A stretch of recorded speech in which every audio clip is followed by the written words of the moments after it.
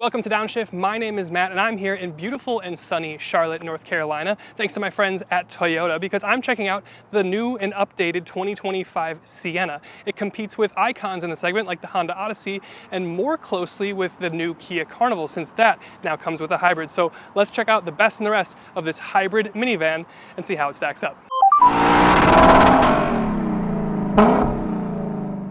Now we're going to start with pricing, and it's a little bit of a mixed bag here depending on what you're looking for. Now the 2025 Sienna starts at $39,185. The cheapest minivan that you can get though is the Kia Carnival that starts at $36,500 or the Chrysler Pacifica at just under $37K.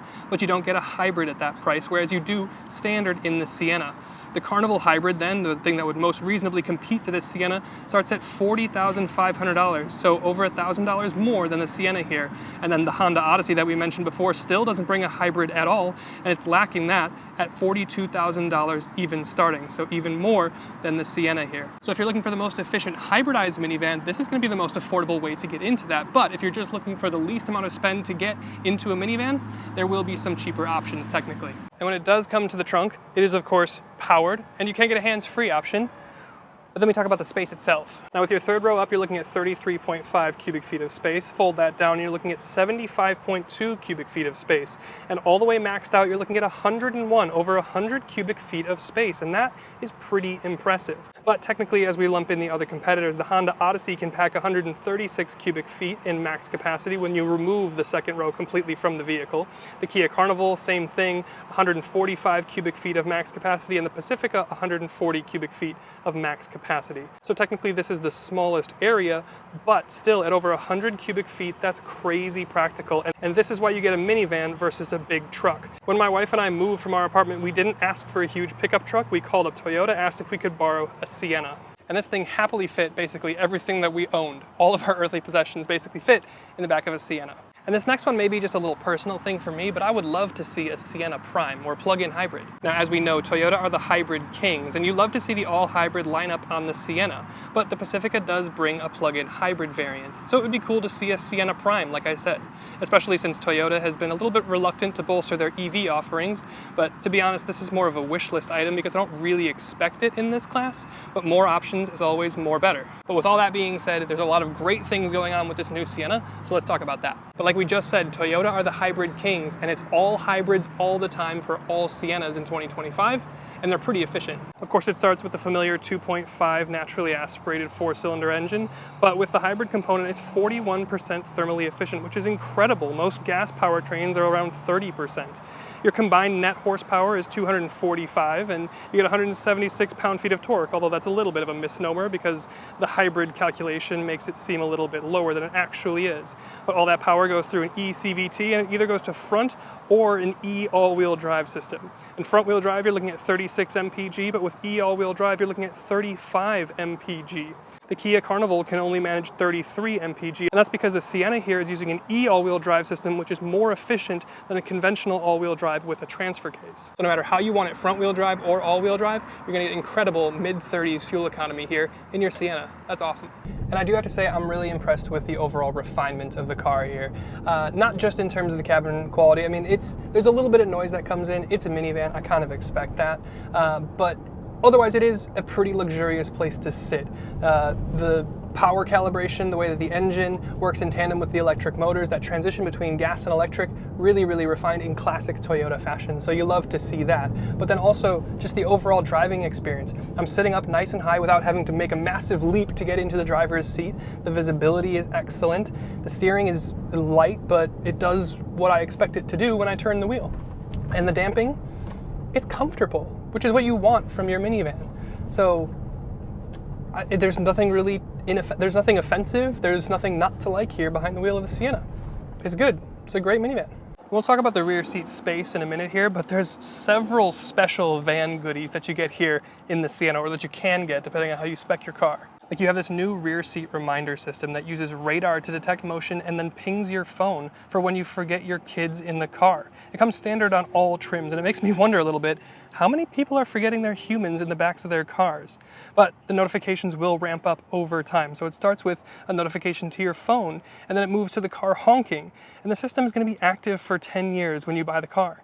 You also have a vacuum in here, aka the thing that I think every car could use. It's available in the Platinum and Limited trims. And it doesn't even stop there. You have a fridge option that you can get. It's standard on the Platinum trim and available on Limited trims, and it keeps things genuinely cold in here. And that doesn't even mention these lounge chairs that I have back here, or the almost 12-inch entertainment system with an HDMI hookup that you can get in the back seat.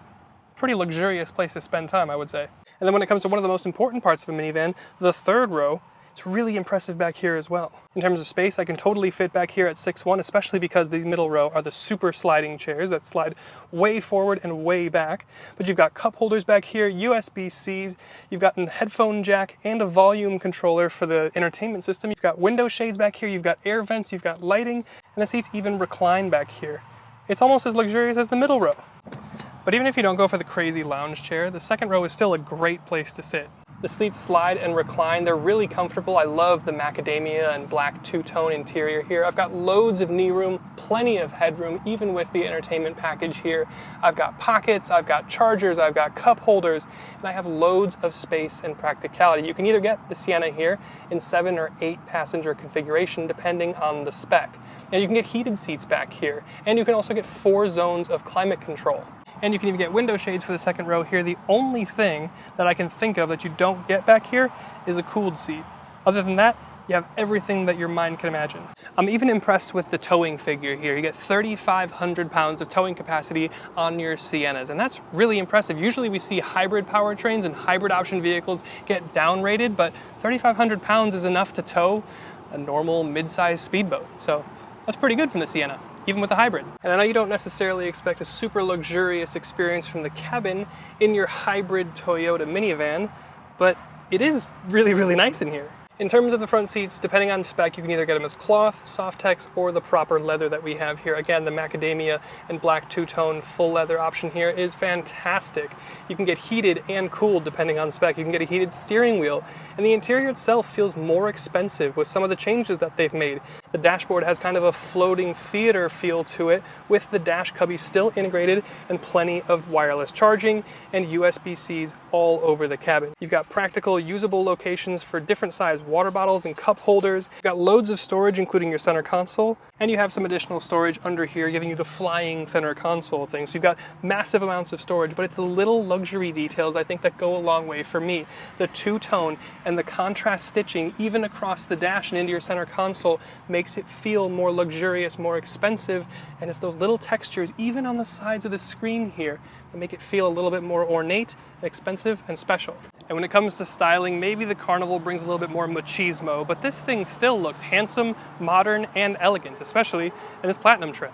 You got full LEDs and fogs up here, but you do have that blue Toyota logo surround that I still love to see that signifies hybrid.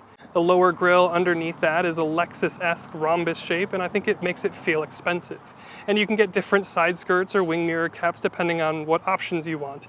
And you get the hilariously flared rear hip, which makes me wonder when they'll make a GR Sienna, because that would be amazing. And of course you've got the sliding doors. They're powered and they can be hands-free depending on spec, but it's the brilliance of the minivan showing here, because the kids can't swing your door open into your other car while it's in the garage. You get 9 different colors for your Sienna, and your wheels range from 17 to 20 inches. And you've got some new designs for them. When it comes to the rear design, it's largely the same that it was last year. To be honest, most of the exterior design is the same that it was last year, but it's some of the interior touches that we've gone over that really make it over the top and really, really nice for the 2025 year of the Sienna. And when it comes to your technology suite here, you've got pretty much every feature that you could imagine. You can get a 10-inch full-color head-up display depending on your spec. You've got a full digital instrument cluster, which looks nice and modern. And you've got this huge center screen off to my right here, 12.3 inches, running wireless Apple CarPlay and Android Auto. It's that new Toyota connected service system, or I shouldn't say new, but it's constantly being updated through over-the-air updates. You've got a digital rear-view mirror depending on what spec you get. And you get driver easy speak, which basically projects your voice from the front into the back in the third row, so you don't have to turn your head to yell at your kids. And you've got your wireless charger here. It's the new 5th gen system, so it charges faster and it doesn't heat up your phone as much. And you've got 360 cameras on your Platinum trim. And you get Toyota Safety Sense 2.0. It's not their most modern system, but you still have things like adaptive cruise, lane keep assist, and lane tracing, and it works really well. Toyota is constantly in that top 10 to top 5 slot in their driver assist suite. So the tech suite that you get here, Really, really impressive in the Sienna. There's a couple odds and ends that we'll cover here. Like for one, in your trunk, you get a 1500 watt inverter outlet, so you can power loads and loads of things, which is especially helpful on things like that Woodland trim over there if you're gonna go camping. You also got JBL audio, and I know I mentioned cup holders before. 1, 2, 3, 4, 5, 6. There's gonna be 18 cup holders throughout this cabin, and I think that's probably enough cup holders. But in classic Toyota hybrid fashion, you do have an EV mode button, which will be able to use EV or electric only power in very low speed situations and for a very short amount of time. And remember when the pandemic hit and everyone was obsessed with going off-road? Well, that even applies to Toyota's minivan. The Sienna gets a Woodland trim, or it has had a Woodland trim for a few years now, but it continues here in 2025. And what it gets you is 6.9 inches of ground clearance versus the 6.3 that you get as standard. You get all-weather floor mats with tree accenting, very cool. And you get 3 exterior color options, one of them being this kind of battleship Nardo gray.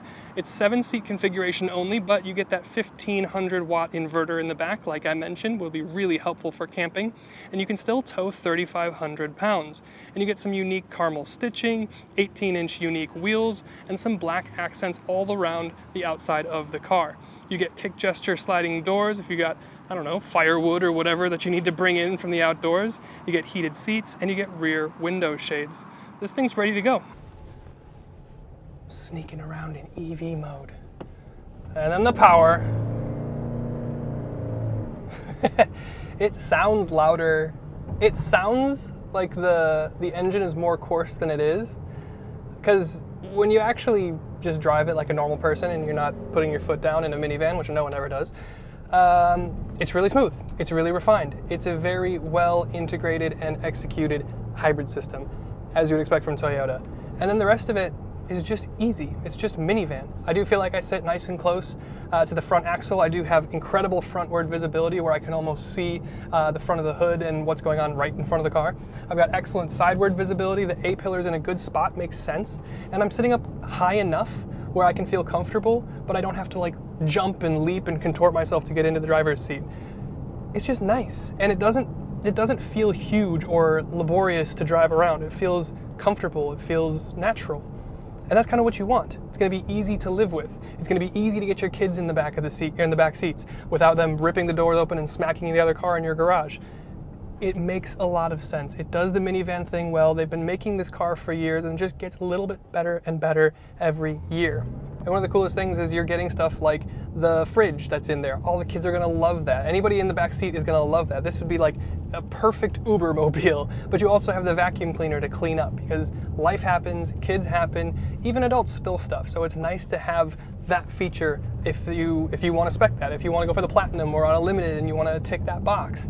It's great to have the entertainment package. You still get a sunroof, and it all just makes sense from a livability perspective. It's easy to get on with, and that's the point. So good job, Sienna. It's everything that it needs to be, maybe and then some. So thank you to Toyota for having me out in Charlotte, and thank you to you for watching, and we'll see you in the next one.